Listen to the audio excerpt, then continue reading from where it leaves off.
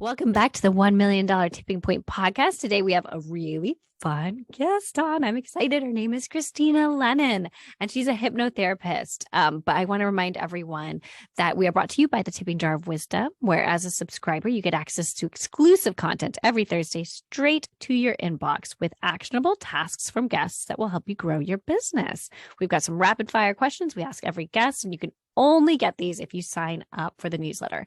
So head over and connect with me on Instagram at Virtually Curie or LinkedIn, Curie Mohan, and sign up through my bio. So yes, today, we've got Krystyna Lennon.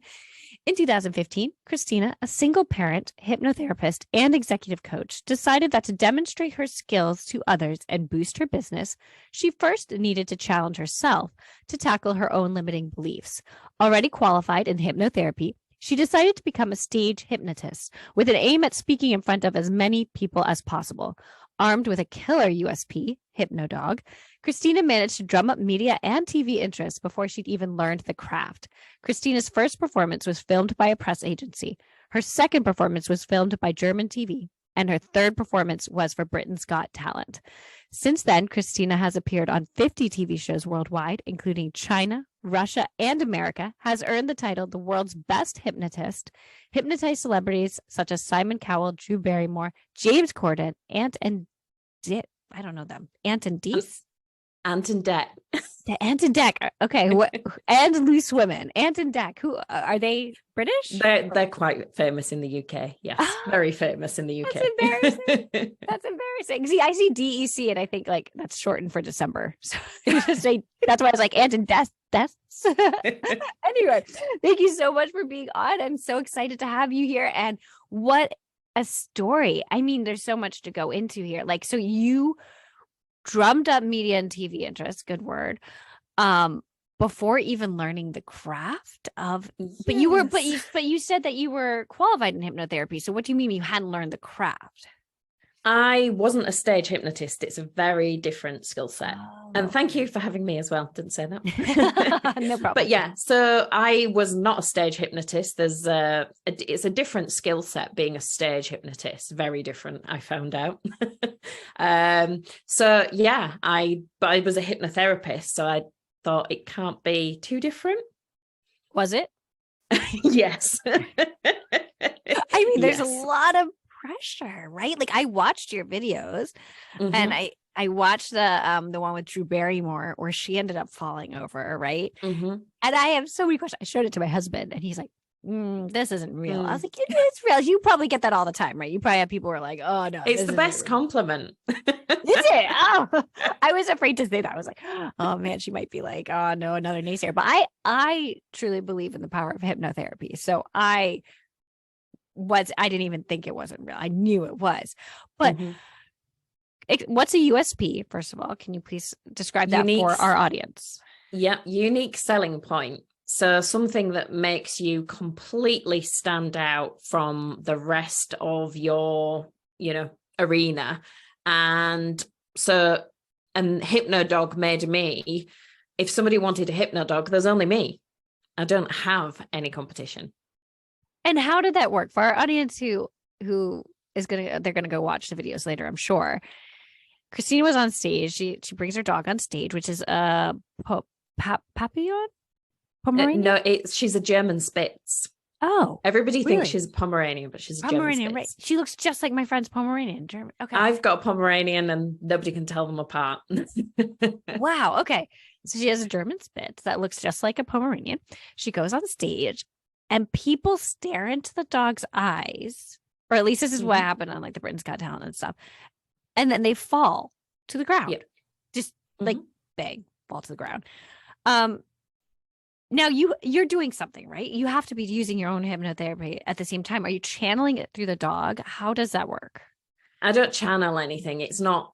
Most people think, some people ask me when I talk about hypnotherapy, whether it's a gift or you're born with it. It's something I learned. I went to university and I learned.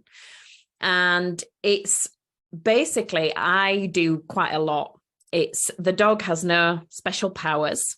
However, it's based on belief. It's based on some psychological hacks. And I have to basically use covert hypnosis to convince them that the dog is a hypnotist and it is going to work.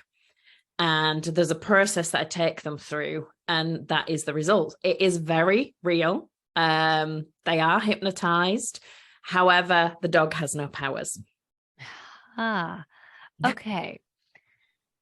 So when you watch the videos and people are falling on stage, could you use that differently then? And I'm assuming you might.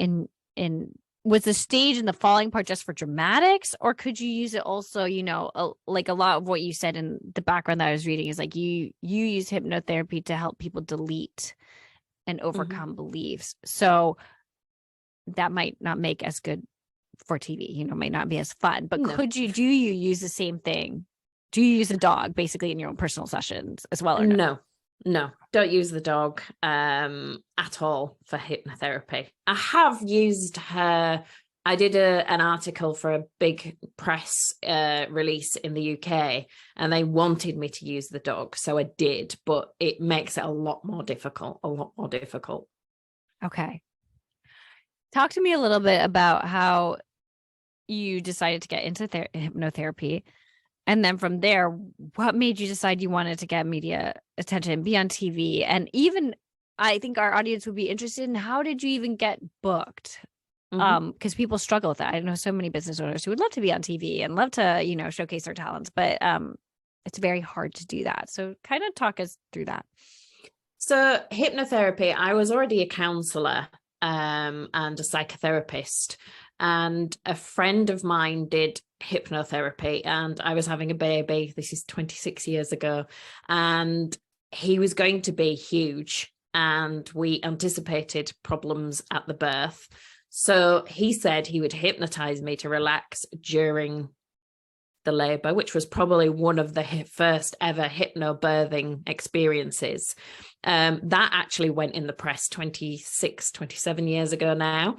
And I had an amazing birth. There were some complications. My son got stuck, but because I was so calm, because I wasn't panicking, my blood pressure didn't change, the baby didn't get in distress, and it went as smooth as it possibly could. And the midwives and everything were shocked at how well it went.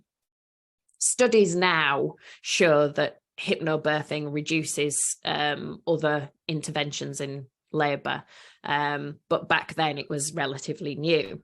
So that was my introduction to hypnosis. And then I had hypnosis for having a tooth out without anesthetic. I had a session for passing my test. And I just started having lots of sessions at that point with my friend. And at that point, I just thought, I need to do this. I need to be able to do it. So when you talk about having these sessions, was he in the labor room with you, or did you get multiple sessions beforehand, or just one session? One session beforehand, and he told me that my body was elastic, that I would be able to fall asleep between contractions, that my body would just relax. Imagine a tense muscle is not going to stretch as much as a nice relaxed muscle. And that's what happens. Something hurts, we tense up. And that's what happens in labor, which makes it even more painful. So I went in really calm and relaxed. Interesting. I just gave birth 10 months ago, so this would have been helpful to know a year ago. Oh, wow. Very interesting. Okay. So you decided, I'm convinced this changes me and my body. I'm going to go learn to do this myself. So when you learn to do it yourself, did you immediately go into business afterwards, or was it just something you were doing on the side? It was something I was doing on the side. I was doing, I'd probably have, this is going back 20 odd years ago. I'd do a couple of clients a week, charging them £30 an hour. And that's kind of how it went for quite a few years. My passion has always been hypnosis, how the mind works, improving the mind, personal development. And then I found myself in a position where I was a rep, still doing the hypnosis on the side, not very often. And I was basically getting the sack for not seeing my clients. And it was a fair cop. I was good at my job. I just wasn't doing it because I hated it. And that evening, I was found out I was getting the sack, and I had a month's pay and my company car for a month, and I had to quickly decide what I was going to do. I'd also promised my children that we were going to Australia, holiday of a lifetime, the following year. So it wasn't really a good time to lose my job. So I rang my friend who had been a stage hypnotist, who'd hypnotized me. And he said, why don't you take over my show? He had a show with a Hypnodog back in like the 80s. So I thought about it and I thought, no way, not me. I can't stand on stage. And it was that point, really, I thought I need to do something about this fear of me being in front of people. How can I help anybody else if I can't do it myself? So I did sessions on myself, because at that point, my friend was a bit too old to be giving me hypnosis. He was getting very forgetful. And I was better than him at that point, I think, at hypnotherapy anyway. So I didn't use him. I used to use my own sessions. So I recorded sessions for myself and improved my confidence, my self-belief, and watched one of his shows from beginning to end, wrote a script, and I rung around. He used to do the university circuit, and he used to do what we call freshers. It's your freshman week or month. Okay. I rung around the university and said, the Hypnodog show's back. If you look back, you'll see that it's been really successful over the years, and 8 people booked it. And 6 of them paid up front. I had about over £8,000 in my account within the month. This was even before I'd finished my month's notice. So I did what any sensible business owner would do. And I went on holiday to Australia for a month. Why not? I mean, if it was going to pick up, if the business was going to pick up and you're going to be booked at all these universities, might as well go to Australia, get that out of the way. Well, it was a once in a life. Well, no, maybe not once in a lifetime. I hadn't seen my brother since my mum had died like 8 years previous. So it was like, that was the only time I'd ever had an amount of money like that in my account. So I thought, I was single parent, with 3 kids. It was an opportunity I wasn't going to miss. Yeah. Yeah. So, and I'm glad I did. We've got memories of that lovely time, and we'll have them forever. So after that, you just, you went to the universities, and did you start getting booked by clients right away, or did it take a little time? I was already seeing odd clients, but to be honest, the shows didn't really help a great deal with clients. I thought it would. And I really thought that being on TV would see me booked, morning till night and everything else. And it really didn't work that way, because people just saw it as a novelty act. They didn't then connect the fact that I was a hypnotherapist and I could actually help. Could book with you. Exactly. Right. It was just kind of like you were this far off stage person. Whoa, that's so cool. Drew Barrymore just fell to the ground. And And as well, because it wasn't believable, they just think there's a silly woman on TV thinking she's got a magic dog, and it's a load of nonsense. And that's, they never looked me up or anything else. So it didn't really help a great deal, other than giving me an income to then be able to, start booking courses and things like that to improve my marketing. And it gives you a little bit of what's the right word? Like kudos. Yeah, it gives you that like a social, what do they call it? Proof. Thank you. Yes. Social proof. Exactly. So when someone like goes to your page and they see like, oh my gosh, she's helped James Corden, she's been on, Britain's Got Talent. Like, okay, yeah. Yep. Yeah. So then how did you pivot when you realized, okay, I've been on TV. I was hoping to get completely booked out, but this isn't happening. Talk to me a little bit about the process where you realized you had to pivot, and what did you do to change so that you could start booking clients? So I was of the belief that I just need to get better at hypnotherapy. And once I was really good, that people would be queuing out the door. And it's not really how it works. You could be the best in the world, but obviously, and still people either don't know about you or, they don't find you. So what I did was I started investing in courses. So I would book marketing courses, and there was times where I was cash poor and time rich. So I'd teach myself, I'd go on and get any kind of free courses and learn a little bit about everything, copywriting, marketing myself, anything I could, I'd learn as much as I could. And then there were times where I was cash rich and time poor. So I'd then get other people to do bits and bobs for me. And it was just a process, really, because I literally had no support from a partner, no other income whatsoever. I needed to put food on the table for my kids. So it was literally doing it all myself in the beginning, and learning and spending as much as I possibly could on courses to teach me how to market myself better. Oh, and it wasn't an overnight thing. There was a couple of things that were overnight success, but most of it was just a long, hard slog over a few years. Okay, I was going to ask how long it took to really see a turnaround. And what do you think now is, what do you think your clients come away with now, which you can say is a direct result of that learning that you did? Like, what do you think really, like, I'm trying to phrase this the right way. Like, you did all these courses, you saw something turn around. What do you think was a direct result in terms of clients that you saw? Like, is it like a specific client that seemed to gravitate towards you? Is it some feeling or some success that they come away with? Like, what was the direct results that you think that reflected on the client side?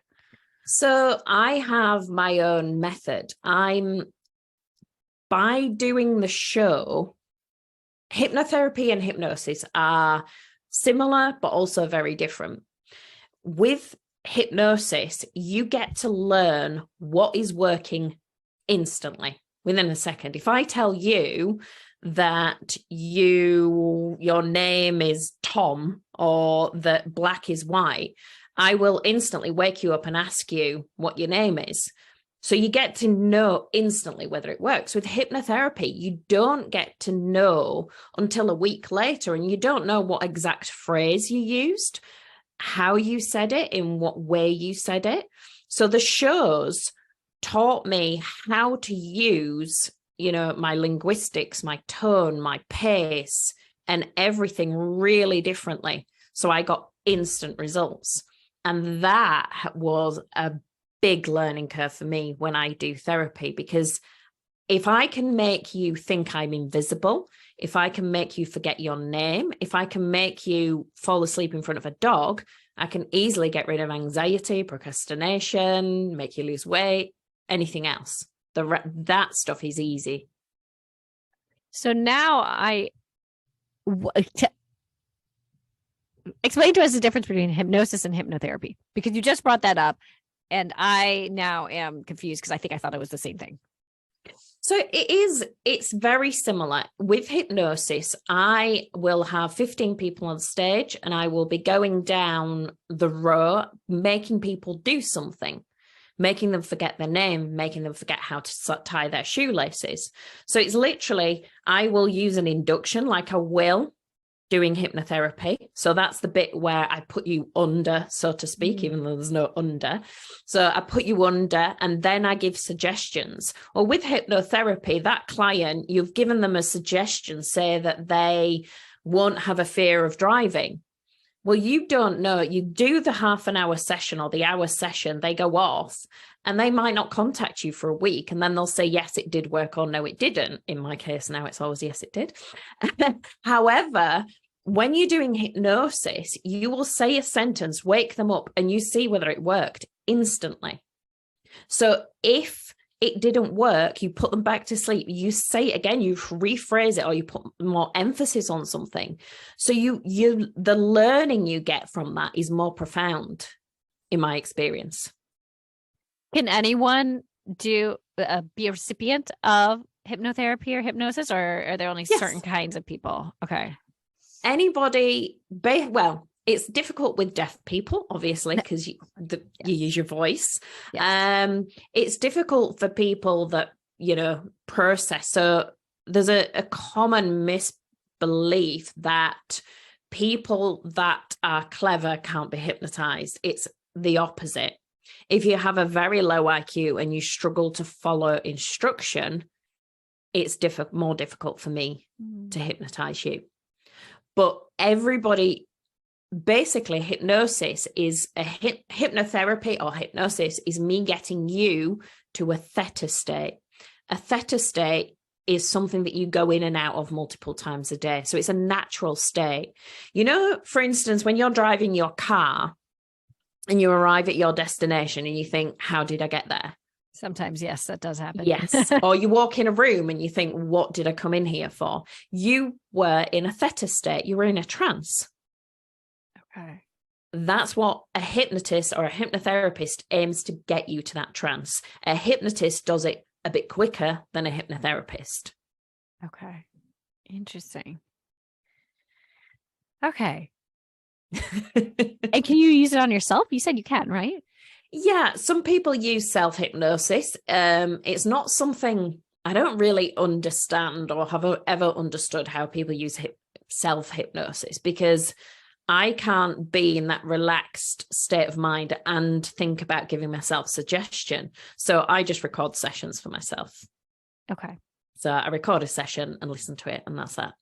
What do you do with your clients? Do you meet them in person? Do you do it virtually? Do you record things like you said and then send it to people? What options do you have? I used to do face-to-face. I don't do that anymore. Now it's all Zoom. All my sessions are via Zoom, and I do packages where I send, because people have to go through a process for different things, and I'll maybe send some recordings, do some stuff on Zooms, do some exercise. I don't just use hypnotherapy. I use lots of different techniques. What is the most common reason that people come to you? Anxiety. I watched your video on anxiety. That was so helpful. You were talking about the 3 ways that I think our body holds anxiety. And it was posture, breathing. Mm-hmm. And what was the third one? Those 2 really struck a chord with me. That's why I remember those. Thoughts. Yeah, negative thoughts. It was like negative thoughts. And I thought, I really do, when you can tell with me when I'm more hunched over, there's a lot weighing on my mind. There's a lot I'm thinking about. There's like, it might not even be like anxiety up to here, but it might just be like so much that I'm thinking about and so much going on that my body just automatically caves in. And then when I'm more relaxed, it just, just like my muscles become less tense and I stand up. And I was just watching that video thinking, yes, that's me. I totally get it. It's the brain body feedback loop. So our brain tells our body how to be, but also our body tells our brain how we are. So, if people are depressed, they tend to curl up, go smaller, look down, their voice becomes quieter. If someone's excited and happy, they sit up taller and they speak louder and they're more animated. So it's a brain body feedback loop. We can convince the brain that we are happy by our posture, calm by our posture. Yeah. And I do notice a difference, like when I breathe in like slower and I use my stomach for breathing, because I do tend to do a lot of chest breathing, especially on a day like today, which is a Monday. Mondays just get I'm all like wound up. I think we're all predisposed to hate Mondays. So talk to me a little bit about, you told us the steps you used to grow your business, which you kind of talked about, time rich, cash poor, and taking all these courses. How long did it take you to reach your first $500,000? So let me think. It was around 4 years. Okay. Mm-hmm. And then how long did it take for you to hit that $1 million mark? So I'd say that was about another 2 years. I had a bit of a pause because I think sometimes you need to get used to the amount you're earning. It takes quite a lot of effort, a bit of a mindset shift to go up to that next level.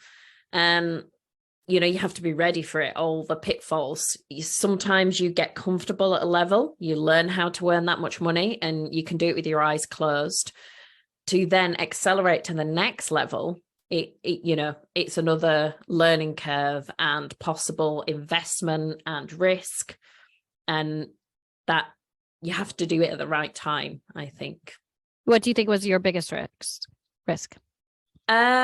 Spending money, really. Being, as I say, being a single parent, you can't not earn money. You've got to put food on the table. So when I was paying £10,000 for a course, it's like, yikes, this has got to make me money. And it didn't always.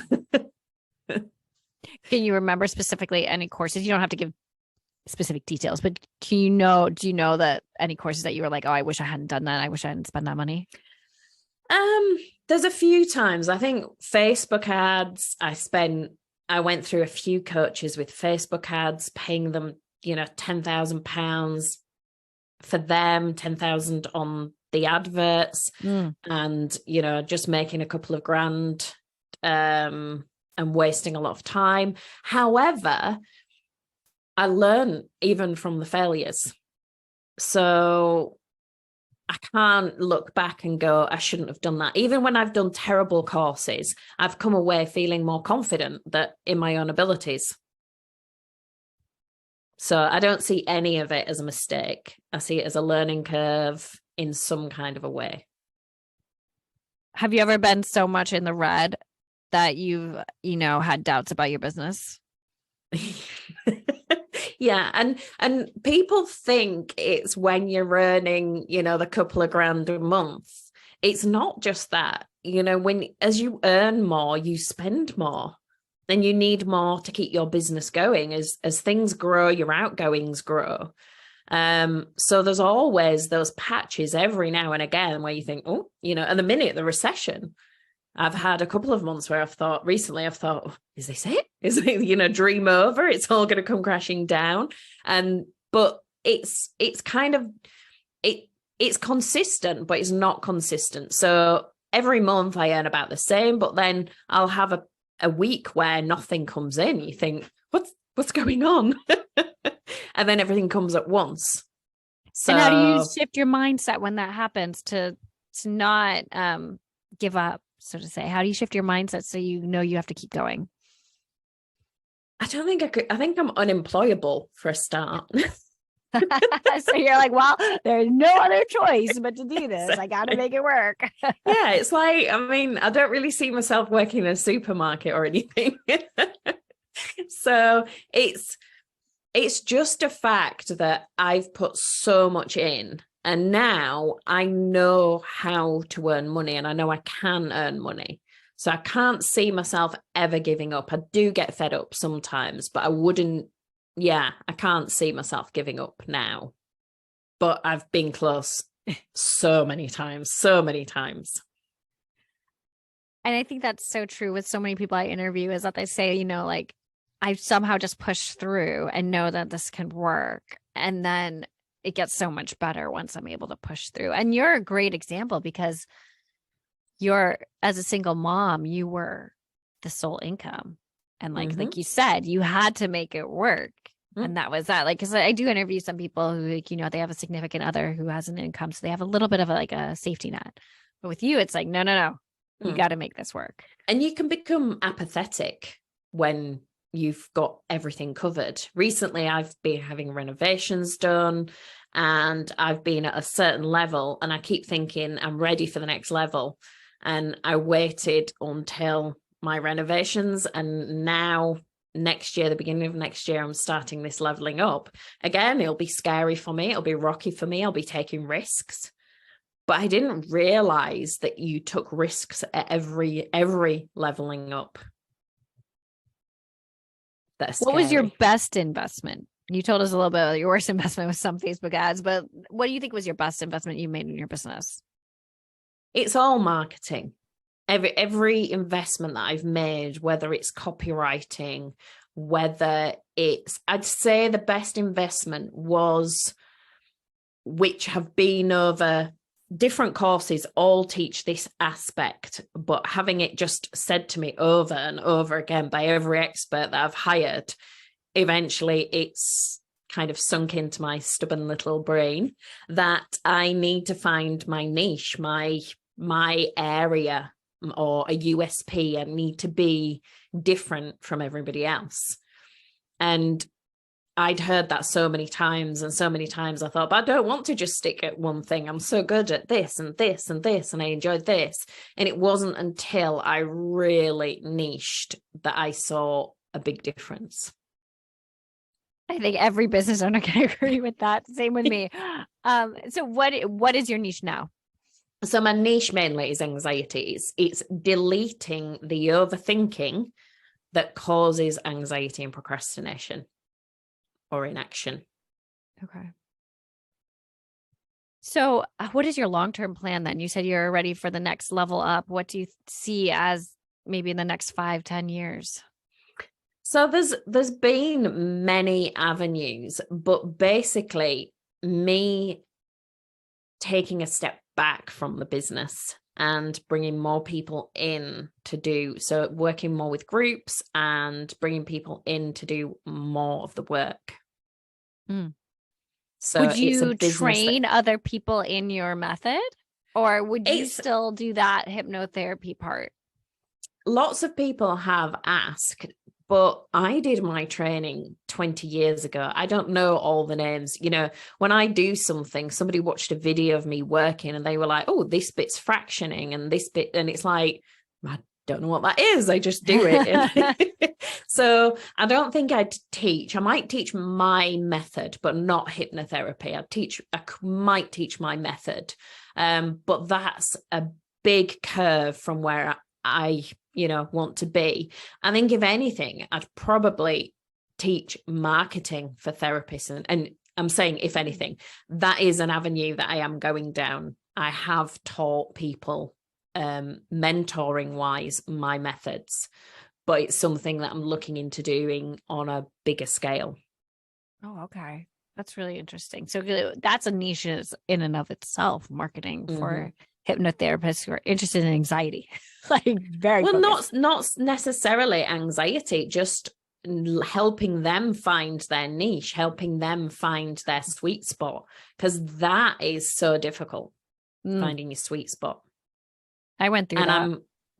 And I'm pretty creative. When I speak to people, I come up with ideas straight away, and I've helped people instantly start earning lots more money by seeing where their niche is. So do you have any advice for other women who are trying to grow their business or want to reach that $1 million tipping point? Why do you think some women don't get there and they plateau and they stay there the same time the whole time? I think I'd say probably 3 main reasons. One is the mindset that they either don't believe they can do it, or you've got to believe the method you're using. If it's, say, like if there's a marketing course, you've got to believe that that person can help you. You've got to believe that you can complete the work, and you've got to believe in the method. And it's that kind of thing. If they don't believe in the method themselves or the person that's teaching them, it's not going to work. So mindset's a big one. There's always that doubt that people are just trying to take your money. And I got to the point where I was like, do you know what? If I do this course, it's 10 grand. If it doesn't work, I'll have learned something. It might not make me, it might not make its money back, but I will learn something. So taking risks is a big one. And burning your bridges. I think so many people are apathetic. They don't have to earn money or anything else. So I did crazy things like I got a credit card and I maxed out my credit card because my motivational style is away from pain. I don't work towards pleasure. I.e., working towards pleasure, you say, right, I want to earn £1 million this year. And people that work towards pleasure will work really well. I don't work like that. I work away from being evicted or away from that red letter coming through the door. I work away from pain. So I do things that cause a little bit of anxiety for myself. I want to talk a little bit more about that. So you're saying that's a good thing? You think people should try to work away from pain, or are you saying that's what you do? Most people that work towards pleasure are usually quite successful. Okay. But about half of the people work away from pain. Generally, they're not as successful because they only get up off their backsides and get moving when something's going wrong. Push comes to shove, basically. Mm-hmm. Yeah. So if you've got that credit card bill coming in, that's, I don't know, $4,000 next month, you're going to have to earn $4,000. So you think that's like why some people plateau and they're not taking it to the next levels, because they're just doing the minimum to stay away from pain. Mm-hmm. Interesting. Okay. I like that. You either take action from inspiration or desperation. And if you can't take it from inspiration, you've got to get desperate. That's so true. I've never heard that before, but yes. It's a bit like looking at the scales. There's, you might put a few pounds on, but there's a weight that you think, oh my God, as soon as you hit it, you're like, right, no more cake. I'm walking today. And it's that standard. It's that, what is that for you? And then working to change that as well. And then, but once you earn a certain amount for a while, you get used to it, you get used to spending it. And then it's like, it becomes your norm and you have to earn it. Mm-hmm. And you have to then, regroup your energy, ready for the next push ahead to the next level. Do you think you have faced any hurdles specifically as a woman in your business and trying to grow your business? Yeah, it's especially in the hypnotist world. It's a male dominated industry. All sort of, well, not all, that's an absolute liar. There's some amazing male hypnotists I'm friends with, but a lot of male hypnotists do not appreciate a woman coming from nowhere and taking over and being on TV. And why is that? Why do you think? Probably because they've been doing it for like 40 years, and then I just come, blast like the men's onto club. The scene. Yeah. With my little fluffy dog. Right. Not even a German Shepherd. It's a little fluffy dog. How dare you? Exactly. With a Diamante collar. So, and how have you dealt with that when you faced moments where you feel like you're being shunned or, condescended to? I can see people's hurt. They're hurting because I'm doing well. If you're not upsetting anyone, you're not successful enough. Yeah. So as soon as you start to become successful, people's noses get put out of joint. So I take it as a compliment. Good. All right. If you could share with our audience, where can we find you? We'll put it in our show notes. So if you search Hypnodog, you'll find me. But most of my handles, Instagram, LinkedIn, are Krystyna Lennon. Krystyna spelled Krystyna. Or I have Linktree. So you can just Linktree Krystyna Lennon. So, but yeah, Hypnodog usually does the trick. And there's some cool videos out there, everyone. You really should watch them. They are so great. And like I said, my husband was like, I don't know. And I was like, no. My husband's actually really into he wants to be hypnotized for a few things. And and since we had been engaged, he's been talking about it. And I'm like, you should just try it. I mean, what's the harm?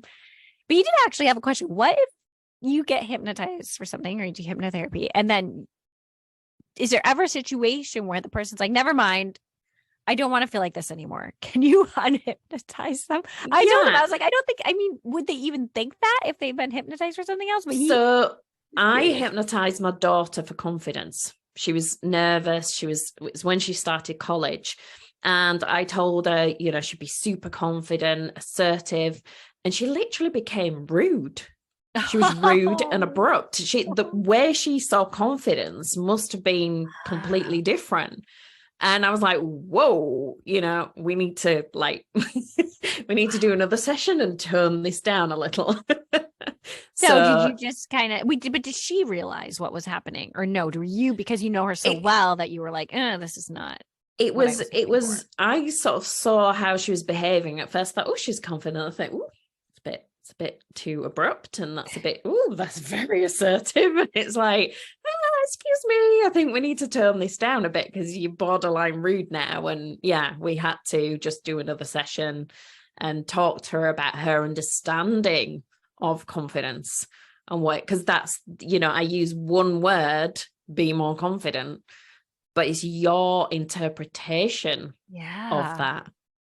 So very interesting. So like that's something you probably have to be very careful about when you're doing this. It's like, so do you talk to your clients in depth sometimes? Like, how do you view confidence? Like what if you think of a confident person, how do you see them? Exactly. So now, I mean, this was years ago. My daughter's 30 and that was when she first started college. So it was a long time ago. Now I do say like an hour and a half session. An hour of it is talking to the client, getting really clear on what they don't want, what they're getting rid of, because I delete things that they're getting rid of, and what I'm installing, what they want, and what that really means, how it looks, how it feels, how it sounds, their interpretation, to get really, really clear.